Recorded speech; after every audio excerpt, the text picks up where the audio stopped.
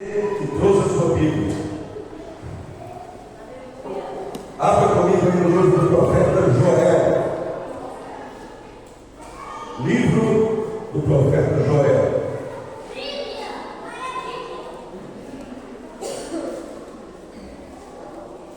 É um livro bem pequenininho, tem só 3 capítulos. Mas é um livro onde Deus fala com ele. Profeta Joel, capítulo 2.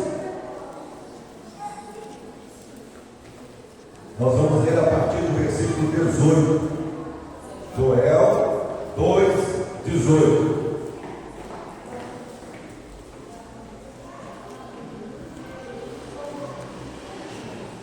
Amém? Colocaram aí? Joel 2, 18. Vamos lá. Então o Senhor se mostrará zeloso da sua terra e compadecerá do seu povo. Sim, o Senhor responderá e dirá ao seu povo: eis que vos enviarei o trigo e o vinho e o azeite, e sereis fartos deles, e não mais farei de vós um opróbrio entre os gentios, mas removerei para longe de vós o exército do norte, e lançarei em uma terra estéril e desolada, com sua frente para o mar oriental, e a sua retaguarda para o mar ocidental, e o seu mau cheiro subirá, e também a sua podridão, porque ele fez grandes coisas. Não temas, ó terra, regozija-te e alegra-te, porque o Senhor fará grandes coisas. Não temais, animais do campo, porque os pastos do deserto reverdecerão, porque a árvore dará o seu fruto, e a videira darão a sua força. Então alegrai-vos, filhos de Sião, e regozijai-vos no Senhor vosso Deus, porque Ele vos dará a chuva temporã, moderadamente. Ele fará descer para vós a chuva temporã e a serôdia no primeiro mês. As eiras se encherão de trigo, e os lagares transbordarão de vinho e azeite. E restituirei a vós os anos que a locusta comeu, a lagarta verde, a borboleta, a tapulana, o meu grande exército que enviei contra vós. E comereis abundantemente, e vos satisfareis, e louvareis o nome do Senhor vosso Deus, que procedeu maravilhosamente para convosco, e o meu povo nunca mais será envergonhado. E vós sabereis que eu estou no meio de Israel, e que eu sou o Senhor vosso Deus, e ninguém mais, e o meu povo nunca mais será envergonhado. E acontecerá que depois derramarei o meu espírito sobre toda a carne.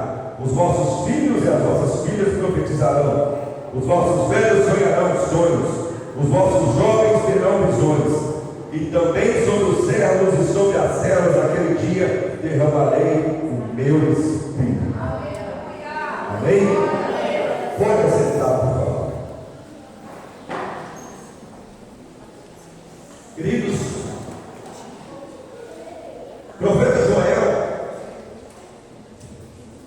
foi, se não o maior, mas um dos maiores anunciadores da vinda, da segunda vinda de Cristo. Isaías anunciou que ele viria a primeira vez. Preguei isso aqui há alguns dias.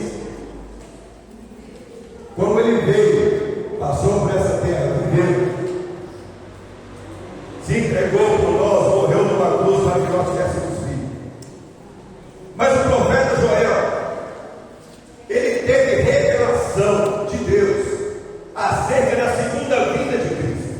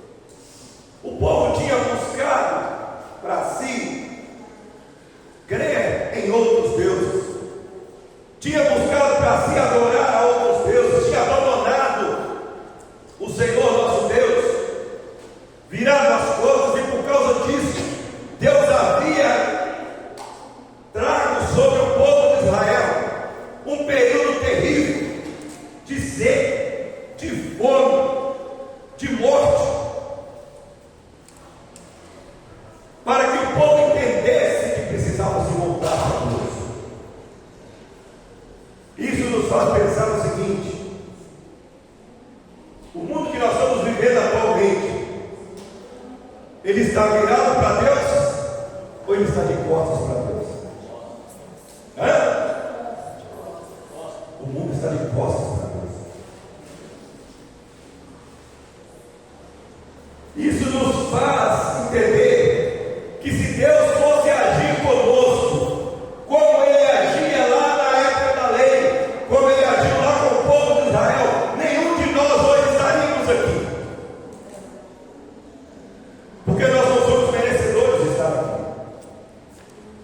Nós não somos merecedores de tudo que Ele tem feito por nós. Mas depois que Jesus veio a essa terra e se entregou como um cordeiro para morrer no meu lugar, para morrer no seu lugar, nós passamos a viver na dispensação da graça. E isso deu a nós a oportunidade de podermos ter sobre nós, pairando sobre a nossa vida, a misericórdia de Deus, de forma como nunca se havia visto nessa terra. E essa é a razão pela qual nós não somos consumidos. Mas muita gente acha que por causa disso, ele pode fazer o que quiser, ele pode agir da forma que quiser, que Deus vai continuar abençoando, Deus vai continuar fazendo, Deus vai continuar cuidando. E eu quero te dizer nessa noite, Deus mudou a forma como Ele enxergava o ser humano por causa do sangue de Jesus que foi vertido na cruz do Calvário, mas Ele não mudou a sua opinião e Ele não mudou a sua índole como Deus. Ele continua sendo Deus, assim como era lá no Velho Testamento. Ele continua sendo o mesmo Deus hoje. Glória a Deus que Ele não nos pune, ou que Ele não permite que nós sejamos devorados ou consumidos por causa das nossas atitudes. Que Ele ainda, por causa da misericórdia que existe através do sacrifício de Jesus foi derramado sobre nós, Ele nos dá a oportunidade de nós nos arrependermos. Mas nós precisamos entender que Deus continua sendo o mesmo. Ele não mudou. A revelação que Joel traz aqui, que nós lemos, ele está dizendo, já é um período em que o povo já tinha se arrependido dos seus pecados, já tinha se voltado para Deus. E aí Deus fala para Joel: olha, eu vou restituir tudo que esse povo perdeu. Eu vou dar de volta tudo que eles perderam.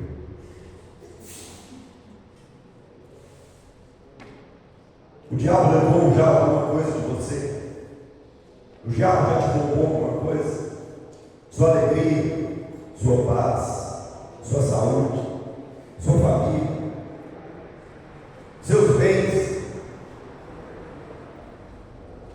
Se a sua resposta para qualquer uma dessas coisas é sim, Deus manda dizer para você nessa noite: arrependa-te daquilo que você tem feito, que tem desagradado a Ele, porque Ele é Deus para restituir tudo que o diabo te roubou. Ele é Deus. Ele continua sendo Deus.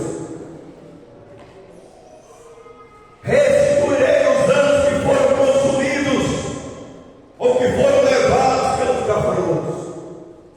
Isso que Deus falou através do profeta Joel para o povo de Israel. E os gafanhotos aqui representam aquelas hostes do inferno que vêm para destruir a nossa vida, que vêm para acabar com a gente. Eles vêm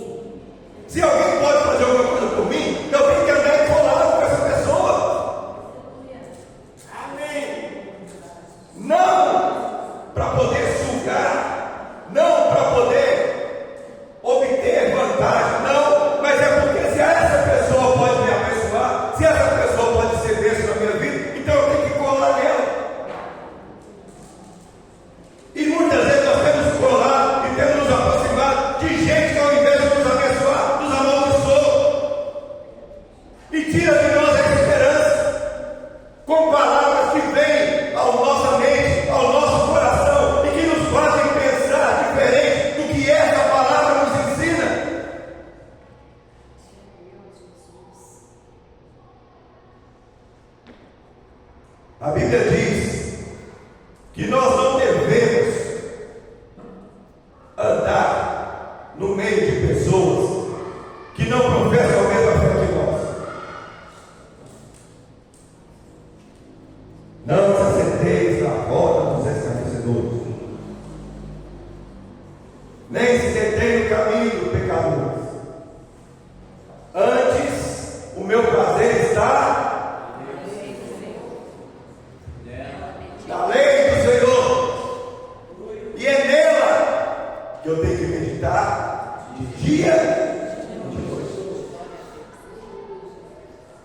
Se alguém está perto de você, se alguém tem andado próximo de você e tem feito você desanimar a caminhar, tem feito você olhar para Deus com um olhar diferente daquilo que a Bíblia te ensina, afaste-se dessa pessoa. Não é para você abandonar ela, não, é para você afastar. Tem uma diferença em afastar e abandonar. Afaste-se dessa pessoa, mas comece a dobrar o seu joelho e pedir a Deus que tenha misericórdia da vida dela. Porque o que você quer de bem para você, você precisa desejar para o seu irmão também. Culto de homens aqui segunda-feira. Irmão Jorge trouxe uma palavra aqui, e em um certo momento dessa palavra ele falou o seguinte: nós temos que aprender a nos alegrar com as bênçãos dos outros. Foi isso? Nós temos que aprender a nos alegrar com a bênção dos outros. Mas muitas vezes a nossa natureza humana faz o contrário. Alguém chega para você e fala: olha, graças a Deus eu consegui comprar minha casa. Aí lá no fundo do seu coração você pensa: mas como é que conseguiu fazer isso? Como é que esse fulano fez isso? Eu estou na igreja um tempão, comigo não acontece. Graças a Deus eu consegui concluir a minha faculdade. Para quem estudou e formou, não vai exercer essa profissão mesmo, perdendo tempo, gastando dinheiro. Eu consegui trocar o meu carro. Precisa disso não. Deus precisa fazer isso na minha vida para eu ficar feliz, não. Assim é tudo vai dar.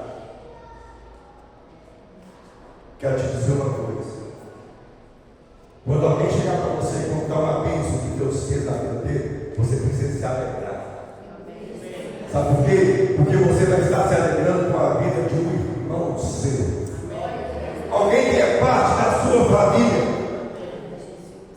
Você quer ver a sua família biológica andar para trás? Você quer ver a sua família biológica morrer na miséria? E por que muitas vezes nós queremos que a nossa família espiritual morra na miséria? O que eu desejo para o meu pai, para a minha mãe, para os meus filhos, eu também preciso desejar para os meus irmãos. A bênção de Deus, ela tem que estar sobre a minha vida, mas ela precisa estar sobre a vida do meu irmão, porque quando o meu irmão é abençoado, automaticamente eu também recebo essa bênção sobre mim. Quando alguém chegar e botar uma bênção para você, fique feliz como se aquilo fosse na sua vida que estivesse acontecendo. Fechei o negócio que eu estava esperando fechar. Glória a Deus por isso. Olha, que Deus te abençoe, que esse negócio prospere em nome de Jesus. Sabe por quê? Porque tudo que você deseja de bom para o seu irmão vai voltar para você.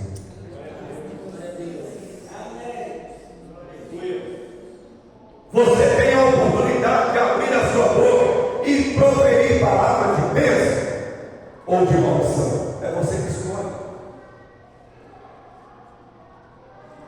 Quando Deus trouxe revelação para Joel podia ter guardado essa revelação para ele. Deus está falando isso aí, mas eu vou ficar na minha aqui, que eu vou esperar ver se vai acontecer mesmo, porque vai que eu falo desses camaradas, que Deus vai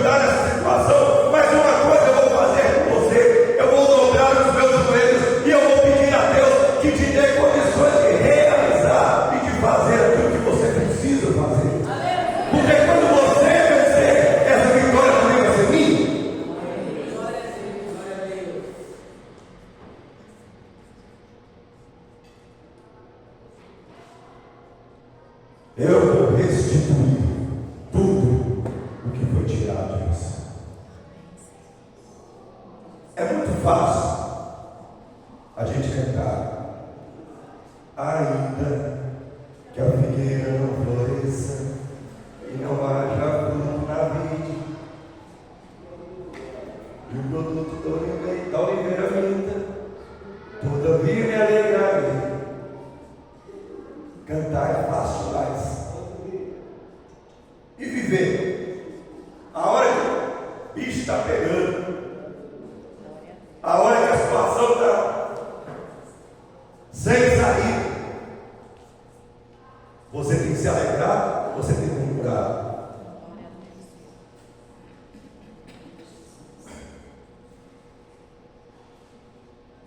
A hora que você pensa, meu Deus, amanhã eu tenho que resolver isso, e eu não tenho nem noção de como é que eu vou fazer, você tem dito, eleva os meus olhos para o monte, de onde virá o socorro. Meu socorro vem de Deus, ou vem do Senhor, que fez o céu e a terra. Ou você tem dito, Senhor, me mata de uma vez, porque eu não aguento mais.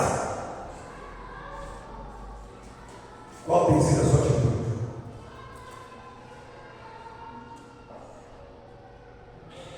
Você não vai morrer enquanto Deus não cumprir o propósito dele na sua vida. Você pode até pedir, mas você não vai morrer.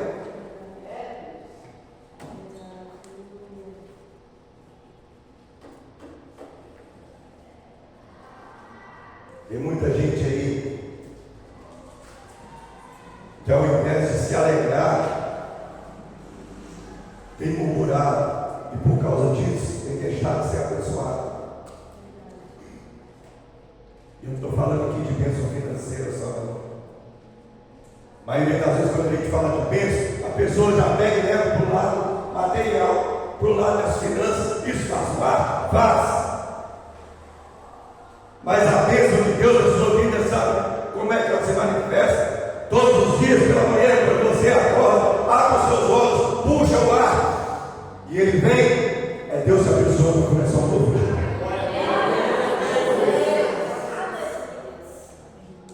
A bênção de Deus na sua vida é quando você vai atravessar uma rua e você não está nem vendo o que está acontecendo, mas Deus te livra de ser atropelado. A bênção de Deus sobre você vem quando o diabo tenta jogar setas sobre a sua vida e os anjos do Senhor estão acampados ao seu redor, te protegendo e não deixando que essas setas te atinjam.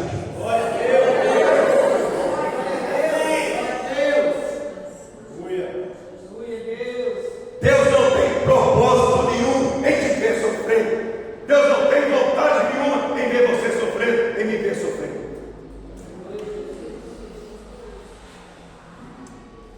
O que Deus tem para nós, que está escrito nessa palavra, são coisas que nós não pensamos, que nós não pedimos, que nós não imaginamos, e mais que Ele tem para nos dar. Muito maiores do que a gente imagina. Às vezes você está pedindo, Deus não busca aí, Deus quer te dar um poste. Amém? Você está pedindo, Deus não busca, mas Deus quer te dar um poste. Por que você não tem poste? Você não acredita. O que você vai ganhar? Uma bicicleta. Nem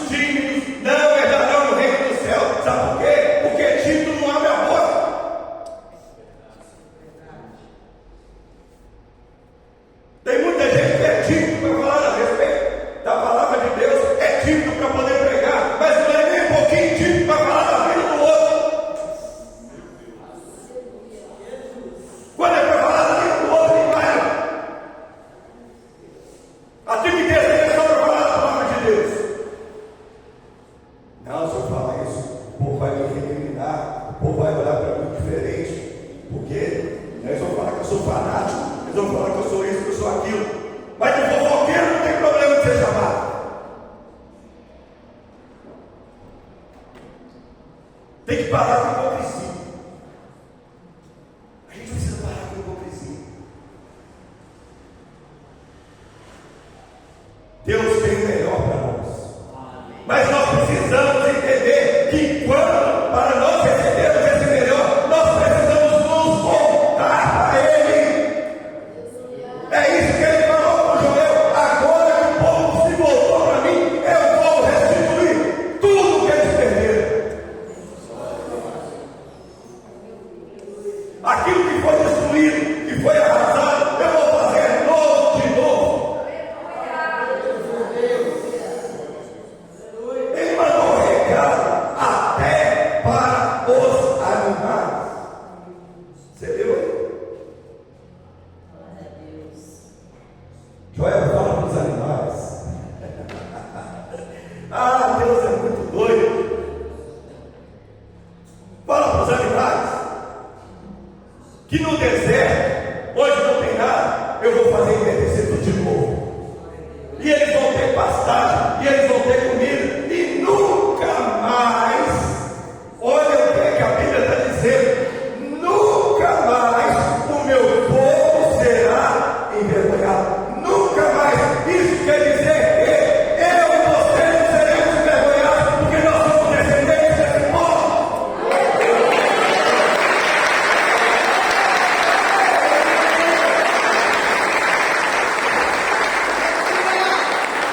Deus não falou, nunca mais o povo de Israel vai ser envergonhado.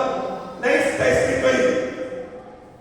O que está escrito aí? Nunca mais o meu povo será envergonhado.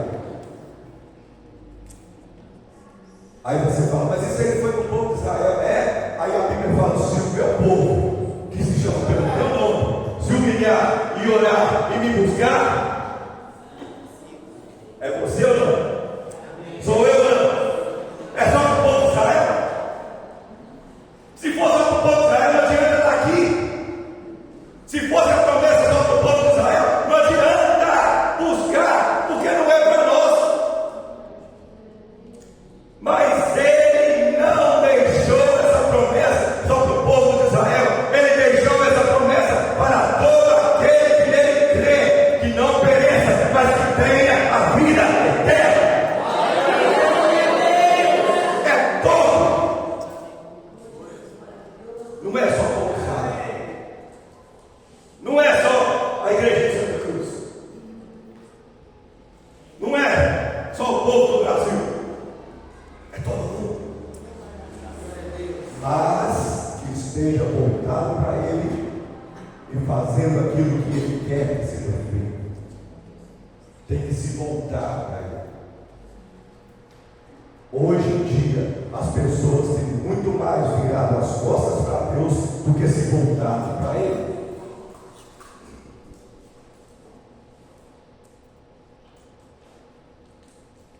Que isso, pastor? É assim não? É. Se você sair daqui da porta da igreja, é uma porta com os vasinhos em cima,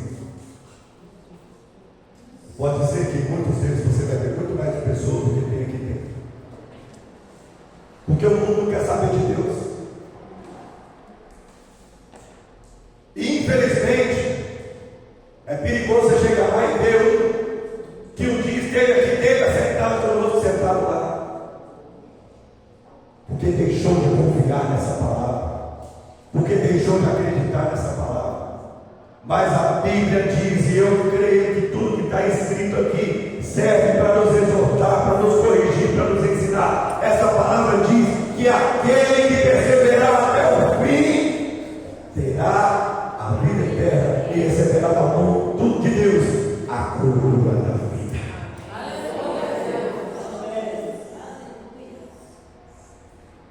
Falem o que quiser, tentem como tentar, mas a minha fé está firmada em Deus. A sua fé precisa estar firmada em Deus. Ainda que aconteça você perder tudo que você tem, você não deve virar as costas para esse Deus, porque se o diabo roubar tudo que você tem,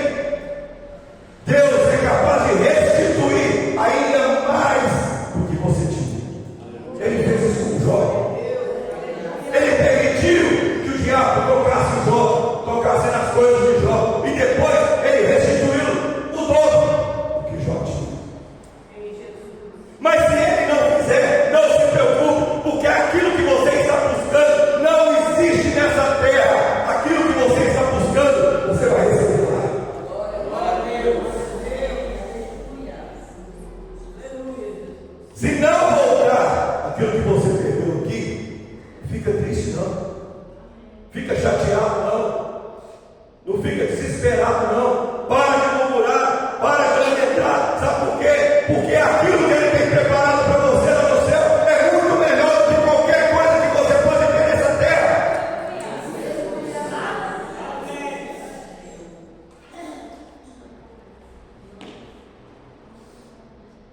Lá no céu você não vai ter caminhão não, vai precisar dirigir caminhão não, vai ser motorista de carro de fogo. Lá nós não precisamos preocupar com o preço que a gasolina está não, porque o nosso carro vai vender com o tanque cheio do Espírito Santo, que vai nos levar para onde nós tivermos que ir.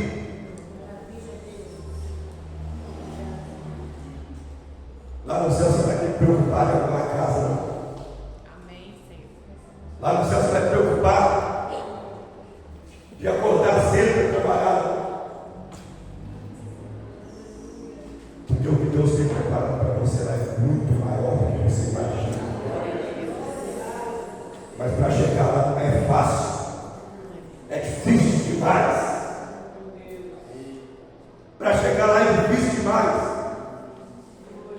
O povo que era chamado menina dos olhos de Deus, para quem Ele enviou seu Filho Jesus mais tarde, é o povo que Ele relata que Ele tinha virado as costas para Ele. E é o mesmo povo que o levou a ser condenado e morto.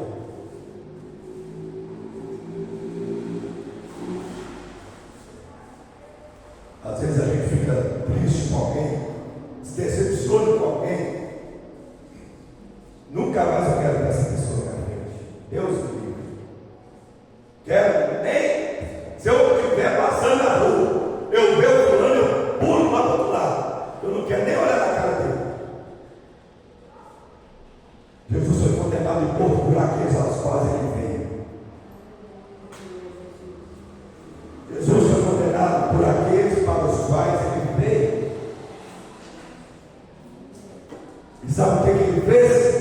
Ao invés de virar as costas e mudar de calçada, Ele olhou para o Pai e falou: Pai, perdoa-nos porque eles não sabem o que fazem. É fácil? Claro que não. A Bíblia fala que se aquele que te aborrece tiver fome, dá-lhe pão para comer. Se aquele que te aborrece tiver sede, dá-lhe água para beber. Porque assim você vai amontoar brasas vivas sobre a sua cabeça. Ajudar e estar perto de quem te faz bem, de quem é seu amigo, é fácil demais. Mas aquele que pisa no seu carro é difícil mais. Daquele que te difama, que fala mal de você, é difícil mais.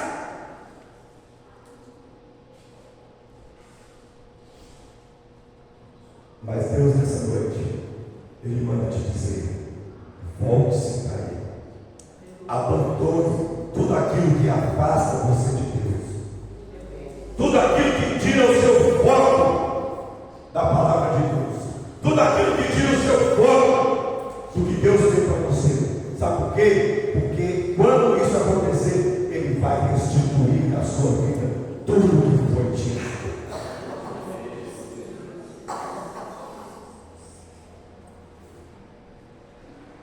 Deus, que o teu povo entenda o que o Senhor está falando.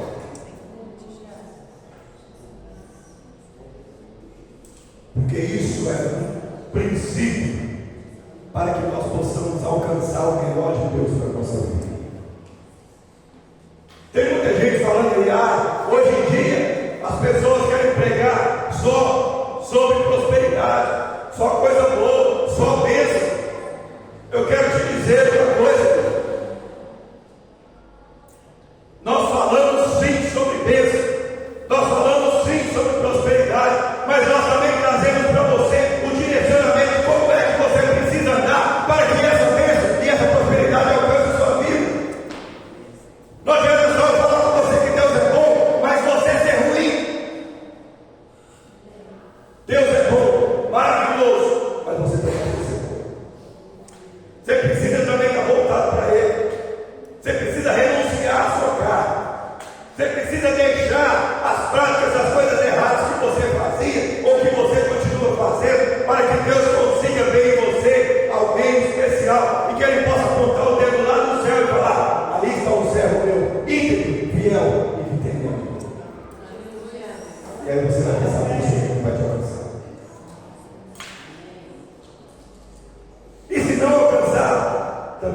preocupado, não fica triste não. Sabe por quê? Porque Ele não prometeu mar de rosas para ninguém.